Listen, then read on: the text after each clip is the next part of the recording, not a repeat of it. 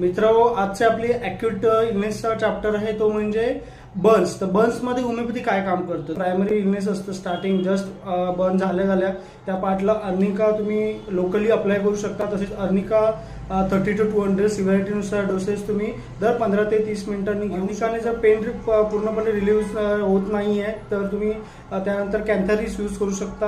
असेल, जास्त पेन असेल, सिव्हिअर पेन असेल बर्नचं, तर त्याला कॅन्थॅरिस 15 ते 30 मिनिटं रिपीट डोसेस घेऊ शकता until the pen disappear. Pen असतं विथ रेस्टलेसनेस आणि ब्लिस्टर फॉर्मेशन जिथे बघायला मिळतं तिथे तुम्ही कॉस्टिकमचा यूज करू शकता. त्यांचा जो अफेक्टेड पार्ट समजा कोणताही असतो तो पाण्यात बुडवायचा आणि त्यामध्ये कॅलेंडरचे मदरटिंगचे ड्रॉप्स टाकू शकता. त्याने तुम्हाला नक्कीच रिलीफ वाटेल. अलोवेराचं जेल जे असतं ते तुम्ही अफेक्टेड पार्टला वरनं अप्लाय करू शकता. सप्रेशन होण्यापासून वाचेल आणि लवकरात लवकर हिलिंग होण्यास मदत होईल. सारखेच अजून युजफुल व्हिडिओ पाहण्यासाठी सबस्क्राईब करा आणि फॉलो करा विजन होमिओपॅथी आणि विजन होमिओपॅथी हिंदी. धन्यवाद.